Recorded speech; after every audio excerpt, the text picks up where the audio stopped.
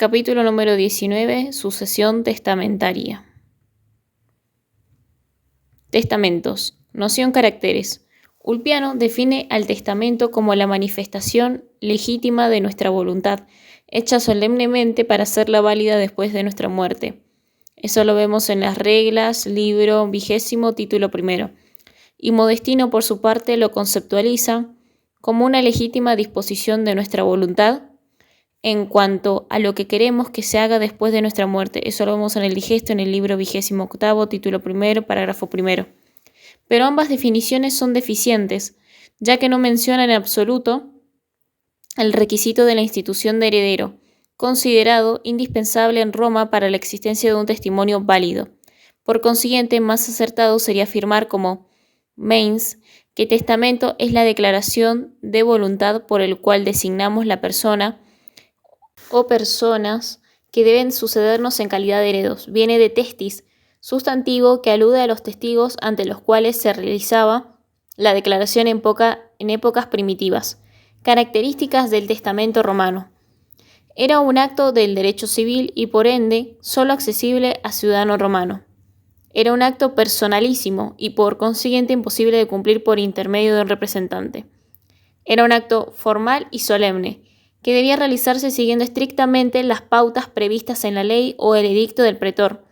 Característica esencial, esta que se explica por el temor y la reverencia que la muerte y los actos que se cumplen de cara a ella siempre han inspirado al ser humano. Era un acto unilateral que para completarse no precisaba más que de la voluntad del testador, sin que fuera menester el concurso del heredero. Era un acto mortis causa, destinado a surtir efectos solo luego de la muerte del causante. Era un acto esencialmente revocable, puesto que en cualquier momento de su vida el testador lo puede variar, anular o sustituir por otro. Nadie puede morir en parte con y en parte sin testamento. Eso lo vemos en Paulo, en el Digesto, en el libro 29, título 2, parágrafo 1. Formas de testar.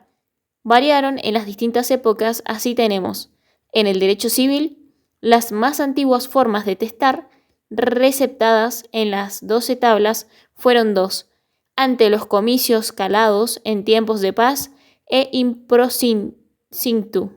En épocas de guerra, Gallo en el libro 2, título número 101 y 102. Se testaba ante los comicios calados, llamados a tales fines, con el son de un instrumento especial.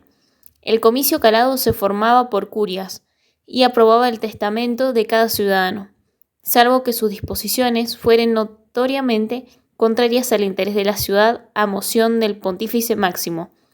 Eso lo vemos en Aulogelio, en el libro número 15, título número 27.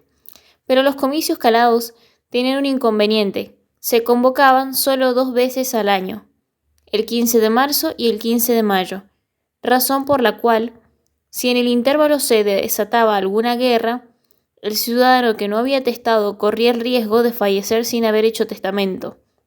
De esta manera nació el testamento improcinctu, forma de testamento militar, cuyo nombre alude al cinto que el pretor se colocaba antes de salir en campaña, cinto ante el cual cada soldado podía realizar su testamento.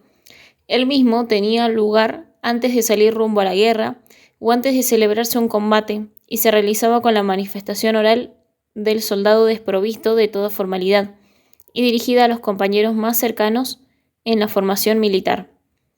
Cayó en desuso en la época de Cicerón, César Bel Gal, en el libro 1, título 39, parágrafo 4.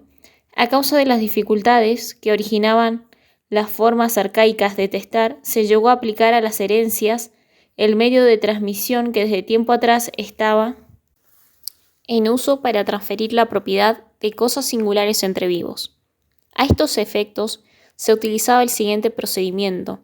El testador enajenaba todos sus bienes, presentes y futuros, mediante un emancipatio medio formal de transmitir la propiedad de las cosas mancipi, a favor de otra persona denominada familiae emptor, comprador del patrimonio. la cual se convertía en propietaria de los mismos a la muerte del testador, pero debía disponer de ellos conforme las instrucciones que dejaba el causante en el acto de la transmisión.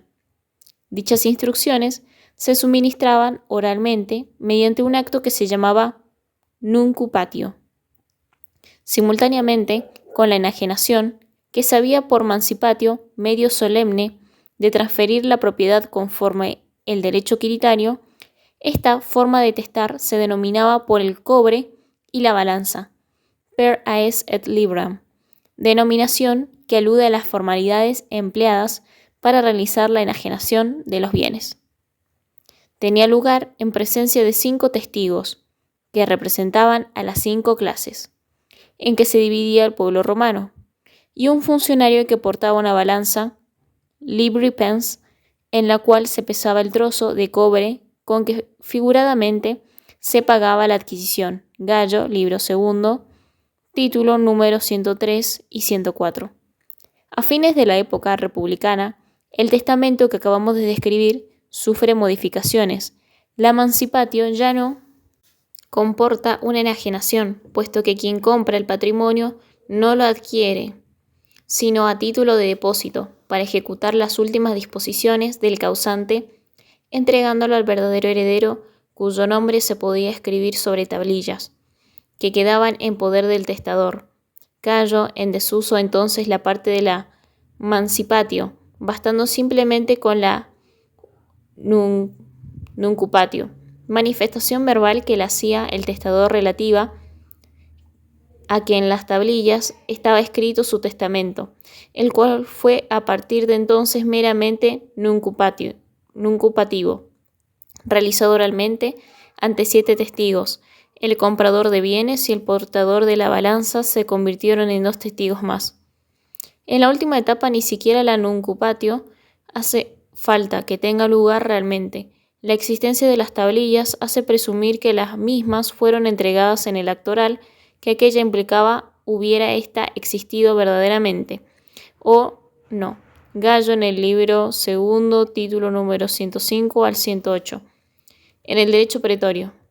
Avanzando por sobre los principios en boga en el derecho civil y simplificando las formalidades, el pretor abandonó por completo la observancia de la mancipatio. Así, en tiempos de Cicerón, el magistrado daba la honorum possessio a quien exhibía un testamento redactado sobre tablillas con el sello de 7 testigos. Estos testigos podían inclusive servirse todos del mismo sello, pero en tal caso debían escribir, cerca del lugar donde éste había sido estampado, su nombre y el del testador. Sin embargo, el testamento pretorio no invalidaba un testamento civil precedente ni enervaba los derechos de los herederos legítimos, que habrían recibido la sucesión ab intestato en caso de no existir aquel. Antonino Pío, o quizá Marco Aurelio, concedió sin embargo al heredero instituido en un testamento pretoriano el derecho a repeler la pretensión del sucesor, que consagraba la ley mediante la excepción de dolo. En el Bajo Imperio. En el periodo final de la evolución del derecho romano, desaparece el testamento hecho por medio del cobre y la balanza, y las formalidades se simplifican. El Nuevo Testamento imperial es conocido bajo el nombre de Tripartitum, designación que alude a los 3 fuentes que contribuyen a formarlo: el derecho civil antiguo, el derecho honorario y las constituciones imperiales. Había entonces testamentos públicos y testamentos privados, pudiendo ser estos últimos orales o escritos, y se conocieron en fin diversas formas especiales y excepcionales de testar. Empecemos por los testamentos privados. Una constitución del emperador Teodosio II, lo vemos en el código, en el libro sexto, título 23º, parágrafo 21 al principio. Nos indica que el testador redacta esta época sus disposiciones de última voluntad en tablillas, que presenta luego a 7 testigos cerradas para tapar lo escrito, si no desea que éstos lo lean, cada uno de los cuales firma al pie, al igual que el testador. Luego las tablillas se cierran por completo y cada testigo pone su sello y escribe su nombre. Hay aquí disposiciones del derecho civil, la presencia de testigos y la necesidad de hacerlo, todo en el mismo acto. del pretorio, el número de testigos, los sellos y la colocación del nombre de cada uno, y de las constituciones imperiales la firma. El testamento, así confeccionado de puño y letra del testador, se llama hológrafo, denominación que aún hoy mantiene. Subsistió asimismo en el ámbito privado el testamento oral, nuncupativo, para el cual solo era requerido que el testador manifestase verbalmente ante 7 testigos, lo que era expresión de su última voluntad. Dichos testigos no podían, por expresa prohibición legal, ser locos, impúberes, sordos, mudos, mujeres, los condenados por ciertos delitos, esclavos o extranjeros. Y hubo también testamentos públicos que podían extenderse por medio de acta suscripta ante el juez o la autoridad municipal. También se los podía redactar en forma privada y presentarlos después ante el príncipe o el oficial del archivo público, a los fines de su protocolización e inserción en el mismo. Eso lo vemos en el código, en el libro sexto, título 23, parágrafo 19, al principio. Existieron además ciertas formas extraordinarias de testar. Eran ellas el testamento militar, otorgado por el soldado durante la campaña, cosa que podía hacerse válidamente por cualquier medio, con tal que hubiese tenido lugar seriamente con la punta de la espada en la arena, con la sangre en un escudo roca. Justiniano estableció que este privilegio tenía valor exclusivamente durante el tiempo que el militar estuviese en campaña y hasta un año después de terminada esta. Luego debía testar nuevamente bajo alguna de las formas ordinarias, según Gallo, libro segundo, título número 109. Además, también lo encontramos en el digesto, en el libro 29, título primero. Testamento en época de peste, en el cual, por excepción, no se exigía que los 7 testigos concurriesen juntos por el peligro de contagio. Eso lo vemos en el código, en el libro sexto, título 23, parágrafo 8. Testamento en el campo, que podía hacerse válidamente ante solo 5 testigos y dada la dificultad de conseguirlos en las zonas rurales despobladas. Testamento del ciego y el alfabeto, para los cuales era necesaria la presencia, bien de un oficial público, tabularius, bien de un 8º testigo en los supuestos que dicho oficial público no podía hacerse presente. Testamento a favor de los hijos, para el cual solo era necesario que el testador escribiese de su puño y letra el nombre de los herederos instituidos, la proporción de la herencia que se dejaba a cada uno y la fecha. Eso lo vemos en el código, en el libro sexto, título 23, también en el título 21, parágrafo 3. Capacidad para testar. Los romanos llamaban testamenti factio, tanto a la capacidad necesaria para testar, cuanto para ser instituido heredero. Nosotros, para diferenciar ambos supuestos, hablaremos en el primer caso de testamenti factio activa y en el segundo pasiva. Gallo, libro segundo, título número 114, y Ulpiano en el libro 22, título primero. Principio general es que tiene capacidad para disponer de sus bienes por testamento todo hombre libre, ciudadano romano y sui iuris, que a la vez sea puber y capaz de hecho. Por aplicación de este principio no puede testar el esclavo, salvo la excepción de los siervos públicos, los extranjeros, que solamente podían testar conforme a sus derechos nacionales, pero no por el romano. Los hijos de familia, salvo en lo atinente a la disposición de sus peculios castrense y cuasicastrenses. Ulpiano, en el libro 20, título 10, 14 y 16. En cuanto a los incapaces de hecho, como dijimos más arriba, no pueden testar, no pueden hacerlo los impúberes, ni la mujer salvo con autorización de su tutor. Tampoco en general los furiosos, enfermos permanentes y graves, sordos y mudos, aunque en estos últimos casos la interdicción alcanzaba solo las formas verbales de testar. Ulpiano, en el libro 20, título 7, 12, 13 y 15. La capacidad para testar se analiza al momento de la muerte del testador, de manera que el testamento hecho por un incapaz se juzga válido si el mismo deviene luego capaz y permanece en esa condición hasta el momento de su fallecimiento. En las Institutas, libro segundo, título 12, parágrafo 5. En su parte, una ley cornelia instituyó una ficción por la cual si un ciudadano era tomado prisionero de guerra y moría en esa condición, se lo consideraba muerto en el momento de la captura, con lo que permanecía válido el testamento que hubiese otorgado. Capacidad para ser heredero. Según Ulpiano en el libro 22, título primero, solo puede ser instituido heredero quien ostente la testamenti factio, pasiva. Acotamos nosotros, conforme a lo expuesto precedentemente. Posteriormente enumeraba a los que no podían serlo, número dentro del que entraban los esclavos a menos que se los manumita en el mismo testamento, los peregrinos, las personas inciertas, los dioses, los municipios, las mujeres no podían ser nombradas herederas de fortunas superiores a los 100.000 haces. Eso lo vemos en Ulpiano en el libro 22, título segundo, al título 11, y en Gallo en el libro segundo, título número 274. Para juzgar la capacidad del heredero debemos considerar 3 momentos fundamentales al hacerse el testamento: al fallecer el testador, delación, y al aceptarse la herencia, adición. Dicha capacidad debía existir en los 3, aunque podía faltar temporariamente en algún momento entre la confección del testamento y la delación. No así entre delación y adición, época en que debe darse ininterrumpidamente. Institución del heredero. Debía hacerse en latín y con el empleo de una fórmula de Ulpiano, reglas 21, y Gallo en el libro segundo, título número 117. Reproducen en la que no podía faltar la palabra eres, de heredero. El rigor formal se atenuó en el derecho imperial, llegándose a permitir a partir de los severos la redacción en griego. Constantino abolió todo formalismo, declarando suficiente cualquier forma inequívoca de institución.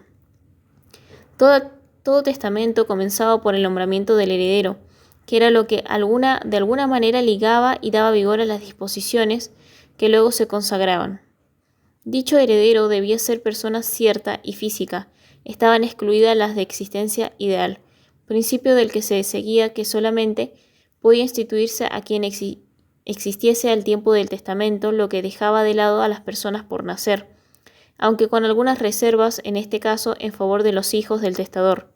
En el derecho posclásico, en cambio, pudieron ser libremente consagrados los concebidos y aún no nacidos, pero se nombrase a uno o más herederos, la institución debía hacerlo por el total del patrimonio, el que repartía en caso de pluralidad en porciones alícuotas indivisas.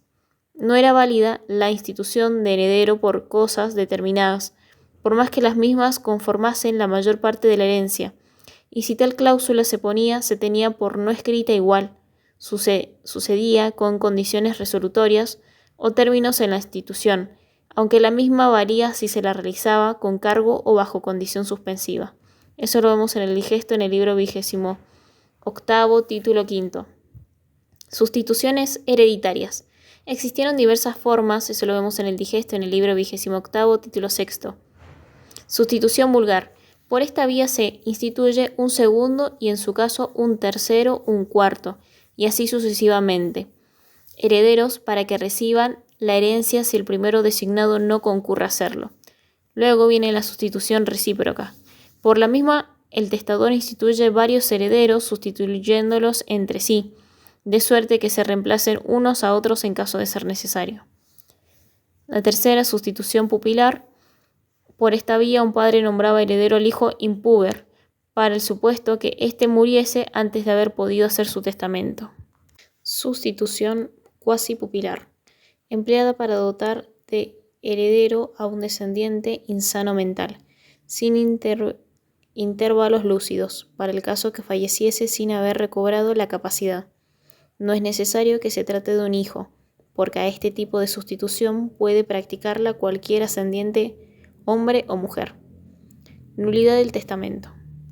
Por distintos motivos existentes a la fecha de confección del testamento, este es nulo sin llegar a producir jamás efecto jurídico alguno. Tales son Paulo en el digesto en el libro 50, título 17, parágrafo 29. Inobservancia de las formalidades requeridas para otorgarlo. Falta de la capacidad suficiente en el testador al momento de otorgar su testamento, falta de capacidad en el heredero al momento de ser instituido y omisión de un sui herede existente en el momento de la confección del testamento. Invalidación del testamento. Se plantea esta situación cuando un testamento, luego de haber sido válidamente hecho, pierde su valor por alguna causa, sobreviniente con posterioridad a su confección. Citemos los siguientes casos. En el digesto, en el libro 28, título 3. El testamento roto. Se entiende el testamento roto, ruptum, cuando el testador cambia su voluntad y otorga uno nuevo, que automáticamente invalida el anterior. El pretor también admitió la invalidación por destrucción del testamento primitivo, y el derecho justiniano consideró que igualmente se operaba por el advenimiento de un nuevo sui herede, no existente al otorgarse el testamento. El testamento irrito.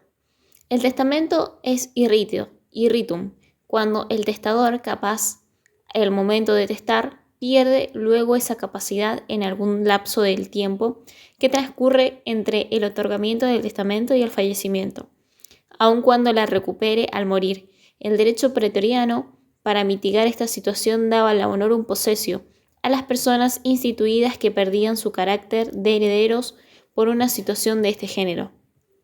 El testamento desierto. Se dice que un testamento está desierto destitutum cuando el heredero instituido en el mismo no lo acepta, o bien cuando pierde su capacidad o fallece antes de la muerte del testador. Igualmente cuando no se opera la condición suspensiva bajo la cual se lo había instituido. En suma, cuando no existe heredero que se presente a recibir la herencia. Sucesión contra el testamento. La sucesión contra el testamento surge como reacción contra el derecho, en un principio absoluto, del paterfamilias, para disponer de sus bienes conforme a su completo arbitrio. Al respecto debemos considerar preterición de herederos, cuando el testador omitía mencionar sin instituirlos ni desheredarlos, simplemente ignorándolos. A sus sui heredes se dice que los mismos han sido preteridos. Esa preterición causa la nulidad del testamento, si el omitido era un hijo varón, o bien la modificación para incluir el preterido en caso que fuese hija o nieto. En el supuesto de los hijos póstumos venidos al mundo luego del fallecimiento, el testamento se consideraba roto, porque se entendía que haber nacido el descendiente antes de la muerte del testador, éste lo habría tenido en cuenta. El pretor aplicó la institución a toda clase de descendientes del difunto, sui heredes o emancipados, pero el testamento ya no se anulaba por la preterición. Simplemente el omitido obtenía la bonorum possessio, en caso contra tábulas, contra las tablas dejadas por el causante y con esa posesión. La posibilidad de repeler las pretensiones de cualquier otro aspirante a la sucesión, inclusive la de los herederos instituidos en el testamento, hasta poder usucapir. Justiniano estableció en el año 531, después de Jesucristo, que en todos los casos había que mencionar el testamento a los ascendientes o descendientes, ya fuese para nombrar los herederos o para desheredarlos, y no podía designárselos en bloque, por ejemplo. No era factible decir desheredo a todas mis hijas mujeres, había de hacérselo nominativamente, uno por uno. Dejó por los demás subsistentes los principios del derecho civil y pretorio, ya aludidos en el Código Libro VI, título 28, parágrafo 4. La legítima. Hemos explicado precedentemente que el testador debe o bien desheredar o bien instituir a todos sus parientes más próximos, entendiendo tal proximidad calculada, conforme al orden de sucesión ad intestato, pero eso no significa que deba dejarles el total de la herencia, sino una porción que se denomina legítima. Entendemos entonces por porción legítima a la cuota de bienes que la ley obliga al testador a dejar a sus parientes más próximos, que reciben el nombre de herederos forzosos. Respetada esa porción, el causante puede instituir a quien desee como sucesor del resto de los bienes. La legítima fue introducida por el tribunal de los centumviros, sin duda inspirándose en la ley falsiria, norma del año 40 a.C., que establecía que el heredero grabado con grandes legados podía retener un cuarto del valor de los bienes hereditarios, aun cuando de esta manera no se respetasen todos los legados particulares. De igual manera, la porción legítima fue establecida en un cuarto del valor de la herencia. Ya en la época del derecho clásico, Justiniano realiza modificaciones en sus novelas. Constitución 18, capítulo 1. En adelante, la legítima se aumenta para los descendientes, porque sigue siendo del cuarto, si son hasta 3 hijos, pero si los hijos son 4 es del tercio, y si son 5 o más alcanza la mitad de la herencia. El mismo emperador estableció que los herederos, con derecho a la porción legítima, eran los descendientes ascendientes, hermanos y medio hermanos. De ella debían deducirse, coleccionarse las donaciones recibidas en vida de parte del difunto. Querella de inofiosidad.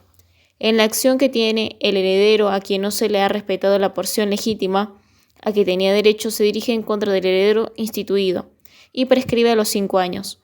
De prosperar el testamento declarado inoficioso, quedaba anulado y quien la había ejercitado estaba entonces libre de pedir la herencia como si la sucesión fuese ad intestato. Mediante una constitución de Juliano y Constancio del año 361 después de Jesucristo, se crea la acción de complemento de la legítima. Mediante la misma no se persigue ya la nulidad del testamento, sino que se integra al legitimario la porción al que tiene derecho. Es una acción personal e imprescriptible. Justiniano, por su parte, decide que el legitimario solo tenía derecho a la querella de inoficiosidad, si no había sido instituido ni desheredado en el testamento, porque si había sido consagrado en una parte menor a la legítima, solo podía ejercitar la acción de complemento de ésta. El resultado de la querella de inoficiosidad en esta época no es el de la nulidad absoluta del testamento. Cae, por cierto, la institución del heredero, contraria a la legítima, pero se mantienen los legados fideicomisos y manumisiones hereditarias. Desheredación. Quienes vivían ya desde épocas antiguas bajo la autoridad directa del jefe de familia, se consideraban sus herederos naturales. Eran herederos suyos o, mejor aún, de lo suyo, sui heredes, ya que los bienes del pater habían sido formados muchas veces con su intervención y a veces por su exclusiva gestión. Se consideraba que dichos bienes eran una suerte de comunidad de ellos, con el padre, y en consecuencia, éste debía instituir los herederos a menos que expresamente los desheredase. Lo que no podía hacer era omitirlos, es decir, preterirlos. Ahora bien, los hijos varones debían ser desheredados específica y nominativamente, en tanto que los demás podían serlo en grupo o genéricamente. Y la preterición de un hijo varón daba lugar a la nulidad del testamento, mientras que la de cualquier otro sui herede simplemente daba lugar a la inclusión del mismo, pero manteniendo el testamento como válido. El derecho pretoriano amplió el campo de los herederos que debían ser instituidos o desheredados a todos los descendientes del testador, aunque hubiesen salido ya de su potestad, y por consiguiente no fuesen ya sui heredes. Para la desheredación, los varones, cualquiera fuese su grado de parentesco con el testador, hijos, nietos, etc., debían serlo nominativamente, mientras que las mujeres podían desheredarse genéricamente y en bloque. El pretor ya no anulaba el testamento, si bien daba la acción de complemento de legítima, y la bonorum possessio contra tabulas, al heredero preterido, aunque manteniéndose en vigor ciertas disposiciones testamentarias, por ejemplo, de determinados legados. Justiniano en el Código, en el libro sexto, título 28, parágrafo cuarto, suprimió toda distinción entre descendientes a los fines de la desheredación, imponiendo que todos debiesen serlo nominativamente. Mantuvo además las disposiciones del derecho civil, nulidad del testamento si se pretería un sui herede, y del pretoriano bonorum possessio contra tabulas. Fijó igualmente causas expresas y determinadas de desheredación, como por ejemplo atentado a la vida, injuria grave, acusación criminal, etc. Desde entonces no pudo desheredarse sino en virtud de dichas causales previstas en la ley. Eso lo vemos en las novelas, en el libro número 115 de Ulpiano, y también lo vemos en el digesto en el libro 28, título 2, parágrafo 1. Codicilo. Es un acto jurídico de última voluntad que viene a constituir una suerte de formas de menor testamento. Está libre de las formalidades de éste, no necesita contener institución de heredero y podía existir tanto en la sucesión testamentaria, considerándose en tal caso parte del testamento, cuando en la ab intestato era regla corriente que si un testamento pecara de vicios que anulaban su valor, se lo considerase válido como codicilo. Eso lo vemos en las Institutas, en el libro segundo, título 25 al principio, y en Ulpiano en el Digesto, en el libro 29, título primero, parágrafo tercero. También lo vemos en el Digesto, en el libro 29, título séptimo, parágrafo primero. Legados y fideicomisos. Concepto de legado. Las instituciones de Justiniano definen al legado como una especie de donación dejada por un difunto. Institutas, libro segundo, título 21. Definición que podríamos completar afirmando que es una donación impuesta por el testador en su testamento a cargo de su heredero, sus herederos o alguno de estos en especial. Se trata de una sucesión a título singular y por causa de muerte, derivando su denominación de la palabra lex, porque no es otra cosa que una ley que el testador impone a sus herederos. Caracteres. Los caracteres del legado son los siguientes. Es una donación, por consiguiente debe ser instituido siempre por el causante, no resultando nunca una obligación impuesta por la ley. Solo existe en consecuencia en las sucesiones testamentarias. Es un acto jurídico por causa de muerte y por consiguiente solamente está llamado a tener efectos luego del fallecimiento de quien lo instituyó. Está contenido en un testamento o codicilo, pero como se trata de una carga impuesta al heredero, debe colocarse luego de la designación de aquel. Clases de legados. Originariamente se podía legar ya cediendo algo en propiedad al legatario, con lo que se tenía el legado llamado per vindicationem, o bien transmitiéndole un derecho de crédito, legado per damnationem. En la época clásica, cada una de las especies precedentemente mencionadas se subdivide en otras dos a su vez. Quedaron entonces 4 formas de legados, según las Institutas en el libro segundo, título 20, parágrafo segundo. Legado per vindicationem. Era el medio utilizado, se pretendía transferir al legatario la propiedad de una cosa. Este último adquiere el carácter de dueño con la sola institución y el fallecimiento del causante, sin que sea menester acto alguno de parte del heredero. Se hacía asimismo titular de la acción reivindicatoria, de allí el nombre de legado, para reclamar la entrega del mismo, según Gallo en el libro segundo, título número 193, parágrafo 200. Legado per damnationem. Existe este tipo de legado cuando el testador impone al heredero la obligación de realizar un hecho, de manera que el legatario adquiere no ya la cosa en sí, sino un crédito. Gallo en el libro segundo, título número 201 al 205. Y en Ulpiano lo vemos en el libro 24, título 4. Mediante esta forma, el causante podía legar algo ajeno, con lo que el heredero debía adquirirlo y entregarlo al legatario, o bien darle el valor si la compra era imposible, transferir un crédito, inclusive un crédito, contra el mismo legatario, lo que tenía el efecto de extinguirlo, o una cosa futura o incorporal, como por ejemplo una servidumbre. Legado sine modo. Derivación del legado per damnationem tiene como efecto permitir que el legatario tome alguna de las cosas que integraban la herencia, según Gallo en el libro segundo, título 209 al 215. Legado per praeceptionem constituye una preferencia, de allí su nombre, en favor de alguno de los herederos. Es el legado que, habiendo varios herederos, se hace a uno de ellos, quien ve de esta manera engrosada su porción. La duda que se planteaba era en relación a lo que sucedía si el heredero no aceptaba la herencia. Ya en este caso los sabinianos sostenían que el legado devenía nulo, mientras que los proculeyanos lo consideraban válido, siempre que se dicen los requisitos requeridos en la forma per vindicationem, de la que este modo particular deriva. Prevaleció la doctrina de los proculeyanos según Gallo en el libro segundo, título 216 al 223. Evolución de los legados. Posteriormente, el concepto de legado continuó evolucionando. Así, un senado consulto dictado bajo Nerón, el senado consulto neroniano, consideró que cualquier legado que fuese nulo, por no tener los requisitos de la especie a que correspondía, valiese como per damnationem, cuya fórmula era la más amplia. Gallo, libro segundo, título 210. Luego, en el año 339 después de Justiniano, una constitución de los hijos de Constantino, en el Código Libro Sexto, título número 37, párrafo 21, dispensó de utilizar fórmulas solemnes en los testamentos y el mismo año ello se amplió a los legados. Ya bajo Justiniano se resolvió que los legados, cualquiera fuese su forma de constitución, no tuviesen sino una sola naturaleza, con lo que desaparecieron los 4 tipos clásicos. Fusionó además a los legados con los fideicomisos. Eso aparece en el Código, en el libro sexto, título número 43. Adquisición de los legados. Conviene distinguir al respecto 2 momentos fundamentales. En primer lugar, el dies sedens, que tiene lugar en el momento de la muerte del testador. Si el legado es puro y simple, o al cumplirse la condición, si está instituido bajo aquella. A partir de este momento, el heredero sabe que tiene que entregar el legado al legatario o sus sucesores.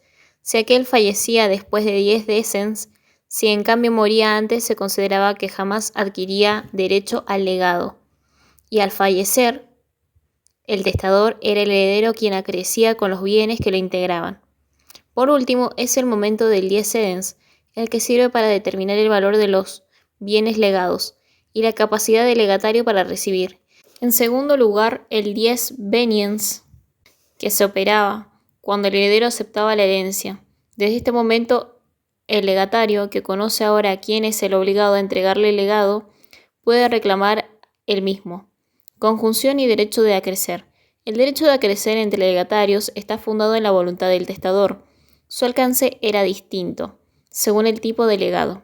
Así, en el legado per damnationem, dado que el mismo originaba solo un derecho de obligación, el acrecimiento no existía.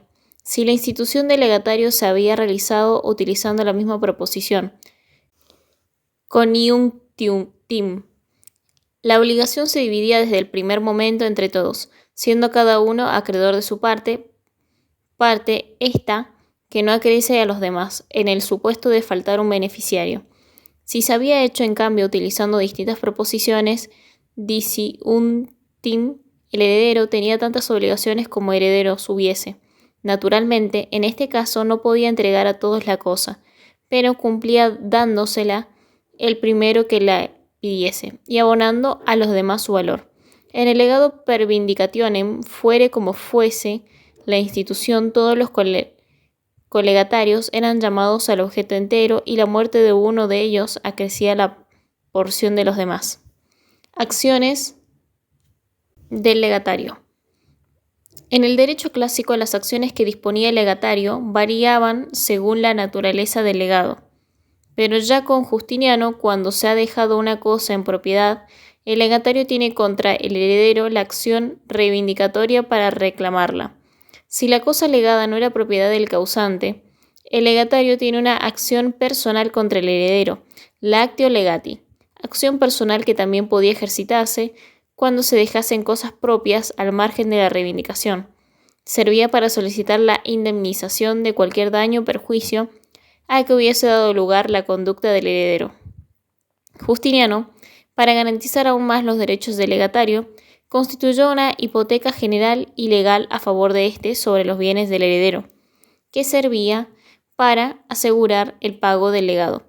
Declaró asimismo a los bienes que integraban a este inalienables y no sujetos a la usucapión.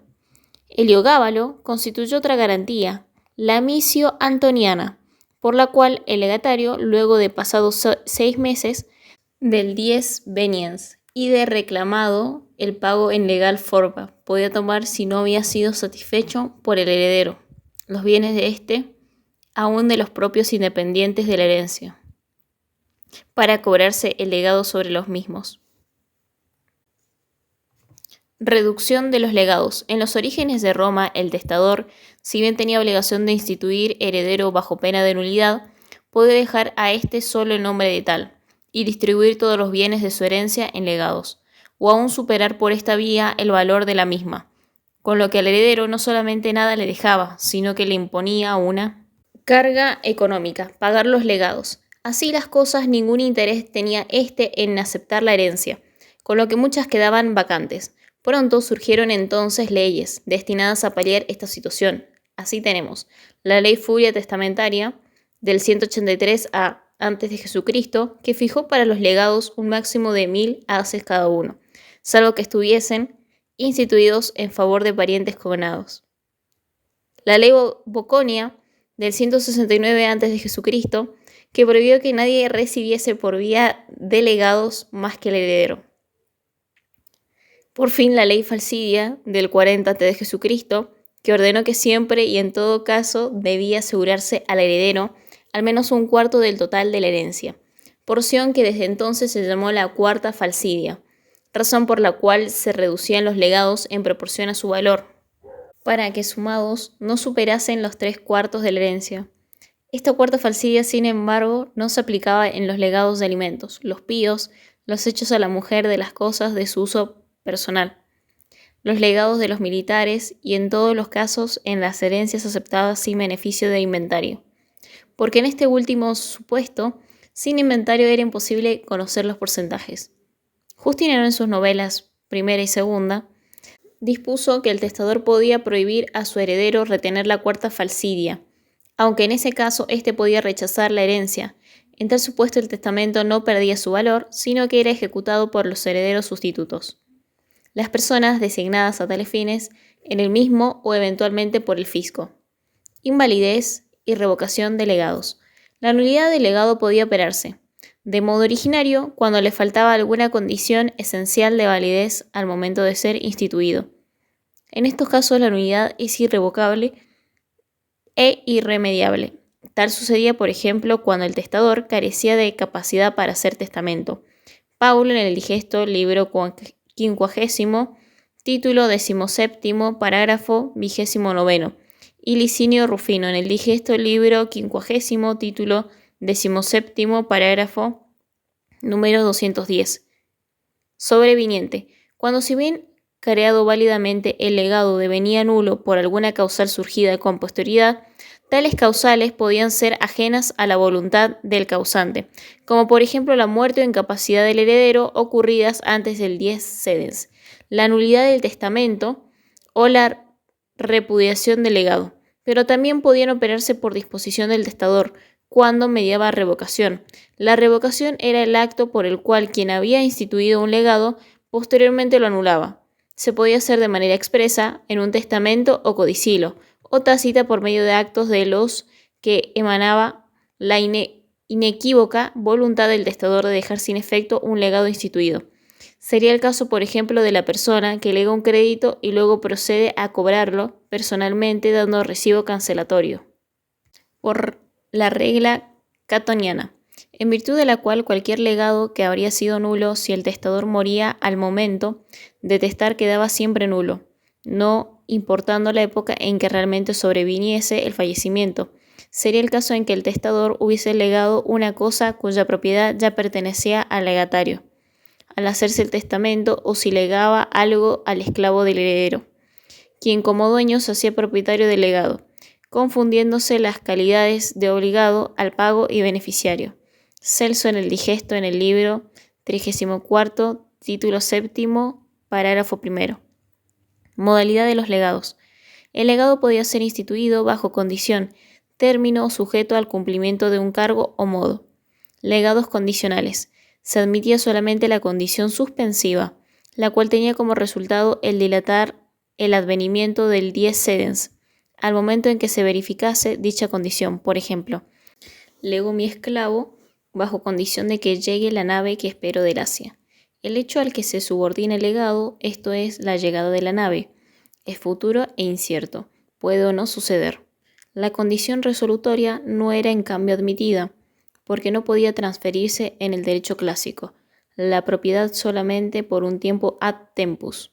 En fin, las condiciones imposibles o ilícitas se tenían por no escritas. Legados a término. El término resolutorio no era admitido. En cuanto al término suspensivo, la situación variaba según fuese cierto o incierto. En el legado a plazo cierto, entendiendo por tal al que sabemos que llegará y cuándo llegará, el 10 sedens se opera al momento mismo de la muerte del testador, como si se tratase de un legado puro y simple, ya que el término se tiene por no escrito. El legado a plazo incierto, entendiendo por tal al que sabemos que llegará, aunque desconocemos cuándo, se asimilaba a la condición suspensiva. Legados bajo cargo o modo. Eran los que se sujetaban a una carga a satisfacer por el legatario, que éste debía cumplir para recibirlo. En estos casos, el heredero, al pagarlo, podía exigir una caución para garantizar el cumplimiento del modo impuesto. Prelegado. Es el legado hecho en favor de un heredero. Requisito fundamental para que pueda existir es que los herederos sean varios, porque si fuese uno solo en su persona, se confundirían las calidades de heredero y legatario, y como nadie puede ser acreedor de sí mismo, el legado sería nulo. En cambio, funciona la institución si los herederos son más de uno, caso en que todos deben ceder una parte de su herencia para constituir el legado. Todos, salvo el legatario, ya que el legado es nulo en su respecto, porque no puede constituirse a éste en acreedor y deudor de sí mismo. Coincide con, como se ve, con el concepto de legado, per praeceptionem, o de preferencia. Fideicomisos. Cuando una persona quería favorecer en su testamento a otra, a la que no podía nombrar heredera por carecer de la ius testamenti factio, con la misma podía designar un heredero entre quienes estuviesen legalmente habilitados para ello, y rogarle que entregase la herencia a quien definitivamente se quería beneficiar, ya sea toda ella o uno o varios bienes particulares. La persona a quien se designa heredero tiene el nombre de fiduciario, y aquel a quien se destinan en definitiva los bienes, el de fideicomisario. Podía ser constituido ya en un testamento, ya en un codicilo, aun cuando quien lo dejaba falleciese sin haber hecho testamento válido. Confiere al fideicomisario un derecho de crédito en contra del fiduciario y podía ser instituido con gran libertad de formalidades, inclusive oralmente o en un idioma que no fuese el latín. Fideicomiso universal. Es el que tiene por objeto la totalidad o una cuota parte, porción alícuota, de la sucesión. En principio heredero era solamente el fiduciario y el fideicomisario solo tenía contra éste un derecho de crédito, como ya hemos explicado, lo que llevó a múltiples problemas, imponiendo la necesidad de numerosas garantías recíprocas para asegurar que los bienes tuviesen el destino final querido por el instituyente. Así fue que bajo Nerón se dictó el Senado Consulto Trebelliano, estableciendo que el fideicomisario se asemejaba a un heredero para que de esta manera le fuesen transferidas directamente y de pleno derecho todas las acciones activas y pasivas emergentes de la herencia. Quedaba subsistente un problema: si el fiduciario no aceptaba la herencia, quedaba sin valor el fideicomiso, cosa que no era poco frecuente, ya que el heredero, que nada recibía, tenía escaso interés en realizar el trámite de aceptación. Fue así que, con Vespasiano, se dictó el Senado Consulto Pegasiano, extendiendo a los fideicomisos la ley falcidia, a fin de autorizar al fiduciario a retener, en compensación de sus molestias, la cuarta parte de la herencia que debía entregar al fideicomisario. Se buscaba que aquel, ahora con un interés concreto, no eludiese la aceptación. Justiniano suprimió el Senado Consulto Pegasiano, manteniendo el Trebelliano, aunque lo que hizo en verdad fue fusionar las disposiciones de ambos. Prueba de ello fue que en la nueva norma mantuvo la cuarta Pegasiana y el derecho al cuarto de la herencia, con el nombre de cuarta Trebelliana. Y el fideicomisario, en lugar del derecho de crédito que anteriormente tenía, adquirió un verdadero derecho real, para reclamar la entrega de los bienes, excluida la cuarta antes mencionada, mediante la acción reivindicatoria, la misma concedida a los propietarios. Fideicomiso particular. Tenía por objeto solamente una o varias cosas a título particular, confundiéndose de esta manera con los legados. Por esta vía podían dejarse todas las cosas que pudiesen ser objeto de legado per damnationem, si se trataba de bienes que no fuesen propiedad del fiduciario ni del causante. Aquel debía adquirirlos para entregarlos al fideicomisario. En este tipo de fideicomisos no se aplicaba el senado consulto trebeliano, porque los mismos no implicaban transferencia alguna de los créditos y deudas anejas a la sucesión. Justiniano funcionó fideicomisos y legados, decidiendo que las reglas más amplias aplicables a cada clase de liberalidad fuesen en lo sucesivo comunes a ambas. De esta manera, al fideicomisario, originalmente titular de un derecho de crédito similar al del legatario per damnatione, tuvo en adelante, además de esa acción personal, la acción real y la hipotecaria. En contra del fiduciario, Ulpiano en el Digesto, libro número 30, título primero. Otras adquisiciones por causa de muerte. Al margen de las instituciones ya desarrolladas precedentemente, existían otros medios de adquisición por causa de muerte. Donación por causa de muerte. Era una especie particular de donación cuya validez quedaba supeditada a que el donante falleciese antes que el donatario. Podían por esta vía transmitirse cosas, derechos reales o de crédito, liberarse deudas teniendo como objeto algunos o inclusive todos los bienes del donante. Se le aplicaban las reglas de la donación entre vivos. Sucesión del fisco. Cuando por inexistencia, falta de aceptación o indignidad de los herederos designados quedaban bienes vacantes en alguna sucesión, los mismos se transmitían al fisco.